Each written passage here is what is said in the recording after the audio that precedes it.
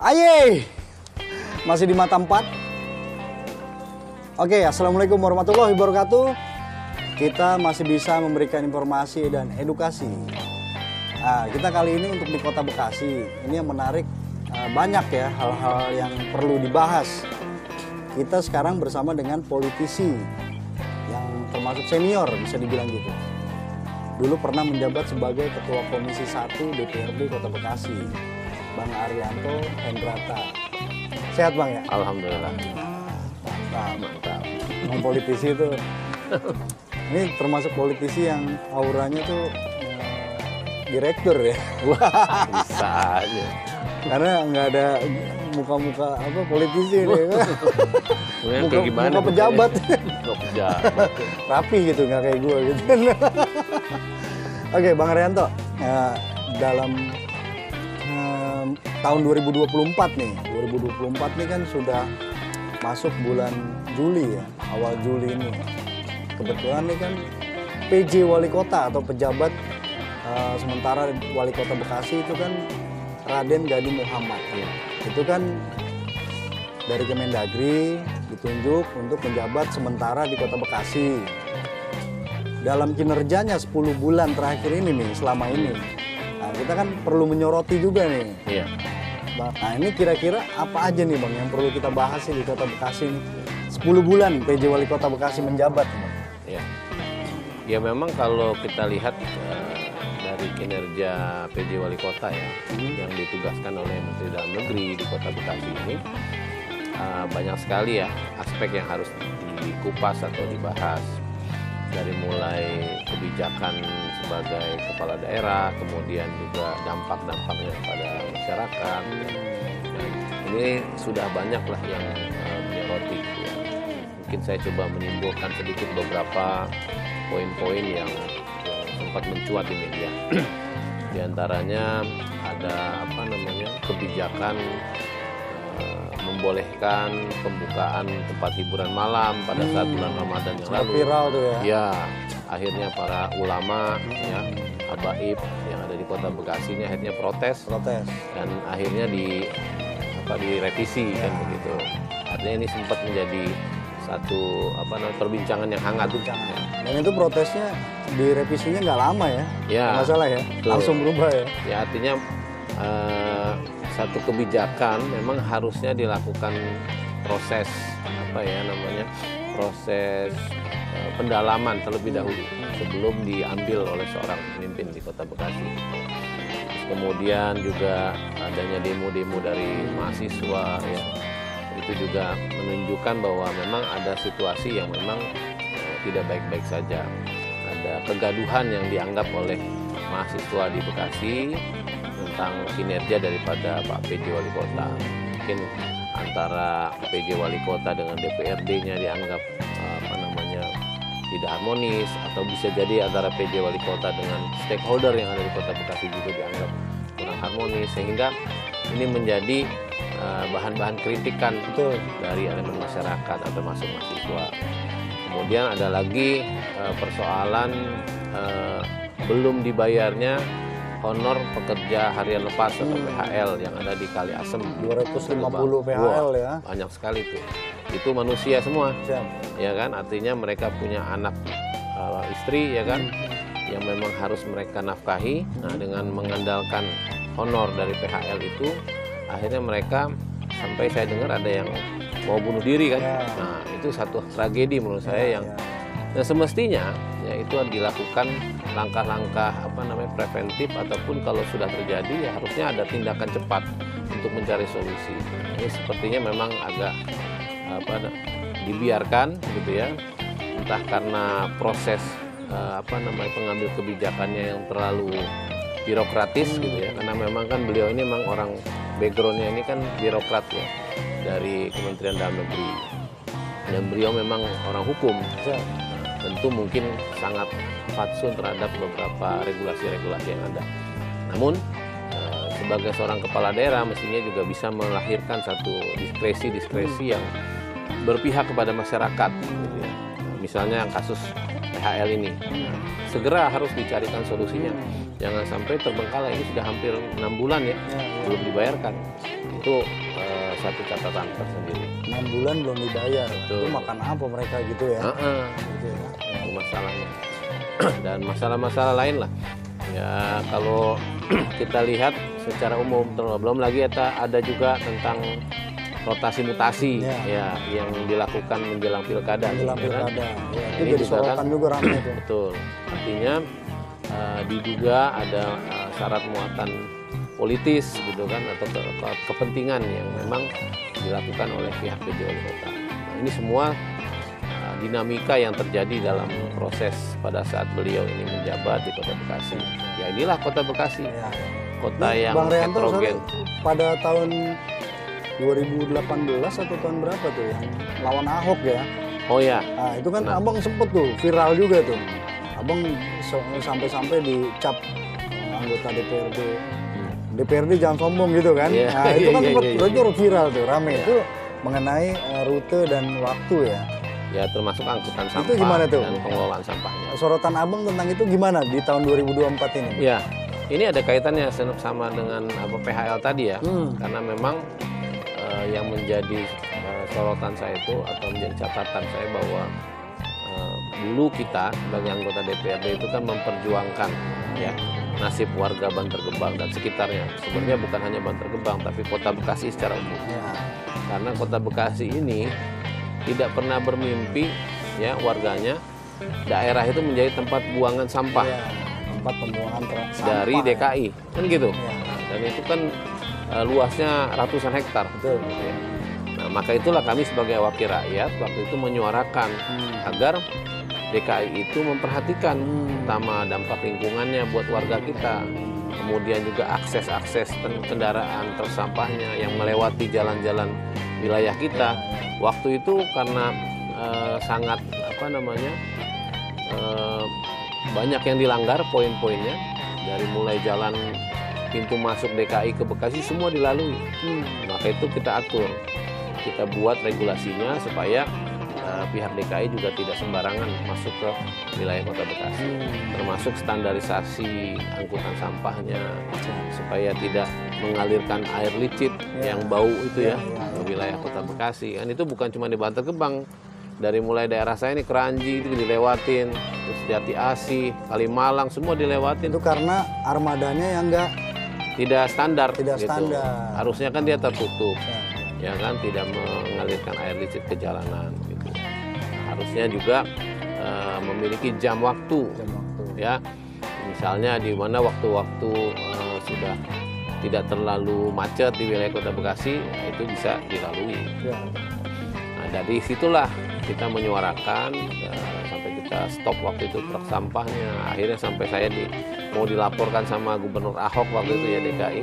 Akhirnya saya bersama teman-teman di DPRD ya kita membela masyarakat ya, sepanjang itu merupakan hak masyarakat ya kita lawan kan begitu kan.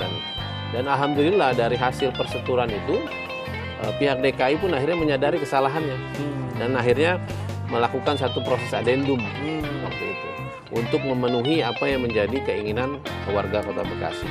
Nah, diantaranya itu kalau teman-teman lihat ada flyover Cipendawa, flyover Rawapanjang, kemudian juga perbaikinya sumur-sumur resapan, sumur artesis yang ada di wilayah Bantar Gebang.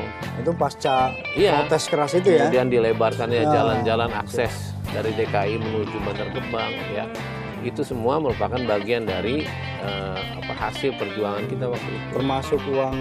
Termasuk uang bau untuk masyarakat. Gitu ya, uang bau itu yang diberikan langsung kepada masyarakat terdampak ya. Itu ada di kelurahan yang ada di sekitar Bantar Gebang, dan ada bantuan DKI yang memang sifatnya juga ini bisa digunakan untuk fasilitas-fasilitas lain ya, untuk Kota Bekasi. Nah, itu meningkat tuh jumlahnya. Nah, saya kemarin mendapatkan informasi bahwa di tahun ini itu terjadi pengurangan yang cukup banyak ya, sekitar 50 miliaran. Nah, salah satunya adalah mata anggaran untuk membayar PHL ini. Nah, berarti makin nggak bakal dibayar dong? Ya karena anggarannya dianggap tidak ada, gitu. Padahal menurut saya, ya ini kan sesama pemerintah ya, antara DKI dengan Bekasi. pasti bisa melakukan komunikasi. Ya. Kemudian kita punya DPRD sebagai lembaga pengambil kebijakan, ya kan? Untuk apa? Mencarikan solusi. Ya. Karena ini tentu saja persoalan yang tidak bisa dibiarkan. Ya. Gitu. Masa ya mereka harus nunggu sampai ini dianggarkan tahun 2025 baru bisa dibayar. Nah, Itu di rapelnya banyak sih. Iya. Kalau di rapel, tapi kan makan apa nah mereka itu ya? dia. Per bulannya gitu kan? Kan sampai ada yang mau bunuh diri, Sampai bunuh diri. itu Ya. bahaya. Miris ya. Jadi tragedi nantinya. Itu dari 371 Ya. miliar ya sampai Benar. 321 miliar ya sekarang. Luar biasa. Nah kalau untuk nah itu kalau untuk berkurangnya bandek itu pengaruhnya selain ke PHL ada lagi, Bang? Ya tentu saja ada beberapa mata anggaran yang memang dibuat dalam proposal ya pemerintah Bekasi kepada DKI itu pasti terdampak gitu ya. Namun saya menyoroti begini, kenapa pada saat anggaran itu berkurang kok sepertinya PJ Wali Kota dan DPRD ya, termasuk itu kok seperti diam saja. Sedangkan kami ini dulu ya itu ya berjuang keras untuk bisa meningkatkan itu, ya kan? Ya, jadi ini satu hal yang saya menjadi tanda tanya gitu. Untuk Ya kepada PJ Wali Kota dan juga DPRD sebagai pengambil kebijakan di Bekasi. Mestinya mereka juga protes loh kepada DKI. Kenapa anggaran kita dikurangi? Kan begitu. mungkin udah pernah kali protes. Ya, kita nggak tahu. Tapi kalaupun memang ada hal yang harus diperbaiki secara administrasi, toh bisa dilakukan penyesuaian-penyesuaian. Ya. Kita punya APBD perubahan, ya kan? ada mekanismenya untuk melakukan itu. Nah, tinggal tadi menurut saya rasa kepedulian untuk memikirkan hal itu yang menjadi pertanyaan kita. Kenapa kok seolah-olah mudah sekali kita memaklumi gitu ya. Padahal DKI itu ya jelas-jelas membutuhkan Kota Bekasi untuk menjadi tempat sampahnya. Kan begitu. Ini belum lagi kita bicara soal teknologi yang ada di tempat sampah, di mana itu juga menjadi syarat ya yang harus dilakukan oleh DKI. Ini juga saya mendapatkan informasi dan beberapa kali saya pernah ke sana, itu belum ada hal yang signifikan. Jadi sehingga masih ada praktek itu masih yang kita lihat praktek sampah yang dikumpulkan kemudian ditumpuk ya begitu aja. Dan itu salah satu kebijakan PJ Wali Kota yang membatalkan program proyek pengolahan sampah energi listrik itu ya, Pisel. Nah itu yang di Sumur Batu. Nah ini memang berdekatan lokasinya antara Bantar Gebang milik DKI dengan Sumur Batu. Ya, tapi itu sama-sama persoalan sampah. Cuma kalau yang Sumur Batu ini kan khusus untuk sampah warga Kota Bekasi. Nah, itu juga sama. Kita mempertanyakan ketika ini sudah melalui proses konsultasi kepada Menteri Dalam Negeri pada saat itu, saya pikir harusnya Menteri Dalam Negeri itu melihat gitu ya. Kalau memang waktu itu tidak layak ya tidak boleh dikeluarkan izinnya. Kan gitu ya. Tidak boleh diteruskan prosesnya. Tapi kan proses yang tender yang dilakukan oleh pemerintah Kota Bekasi sudah berdasarkan hasil konsultasi dengan Kemendagri juga. Ya kan? Nah, tapi tiba-tiba di zaman PJ ini ada pembatalan. Dengan dalih katanya ada beberapa yang melanggar daripada produk hukum di atasnya. Nah, ini tentu saja kita sebagai warga masyarakat ini kan bertanya, lantas program apa yang akan dilakukan di hilir TPA Sumur Batu itu? Karena kan harus ada teknologi yang bisa mengolah itu sehingga sampah itu berkurang. Betul. Ya. Dimusnahkan lah ya. Betul. Malah jadi energi. Menjadi energi listrik kan begitu kan. Nah, bisa juga menjadi energi-energi yang lain atau daur ulang dan seterusnya. Ya kan. Nah, tapi dengan adanya pembatalan ini tentu saja ini kembali menjadi nol. Ya kan? Maka pemerintah Kota Bekasi harus menyiapkan solusi alternatifnya. Kalau ini sudah dibatalkan maka apa? Jangan sampai nanti sampah terus membludak karena kan sampah ini terus diproduksi dari masyarakat, ya kan? Tetap dibuang, kan nggak mungkin nggak diangkut tiap hari loh. Sampai jadi gunung dan bahkan pernah meledak juga ya. Ya, longsor, gitu kan? Longsor sering banget gitu ya. Betul, akhirnya kebakaran dan seterusnya. Nah, itu mencemari lingkungan, membahayakan lingkungan dan itu ada warga-warga kita di situ. Nah, itu Ini harus dipikirkan. Emang kalau dirunut dari pengiriman, pembuangan sampai numpuknya sampah itu banyak persoalan yang belum diselesaikan ya.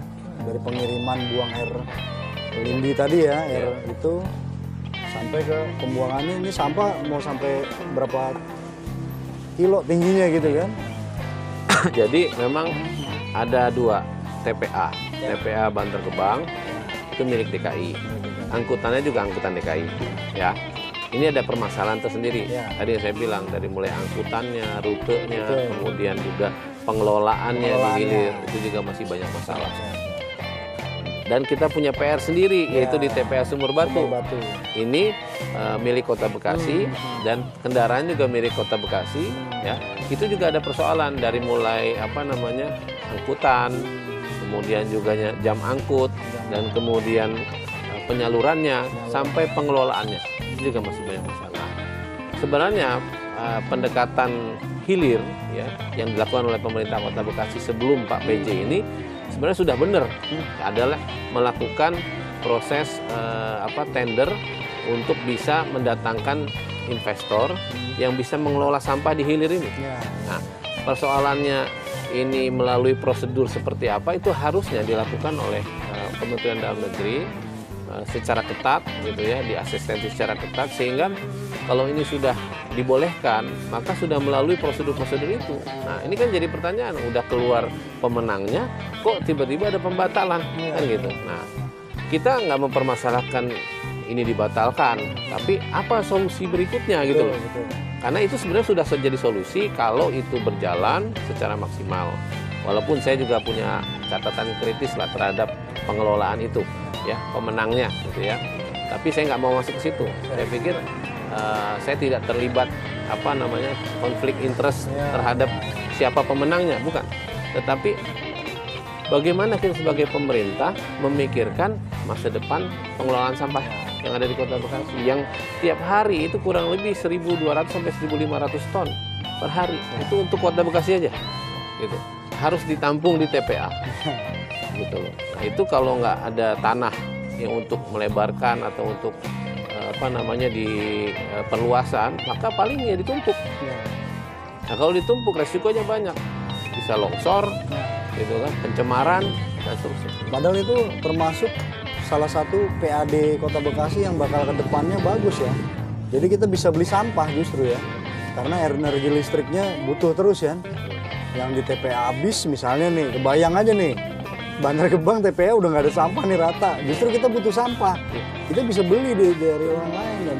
Jadi konsep yang waktu itu pernah kita tawarkan, karena lokasi antara Bantar Gebang dengan Sumur Batu ini kan tidak terlalu jauh, maka bisa saja diadakan kerjasama pengelolaan antara DKI dengan Bekasi, gitu loh.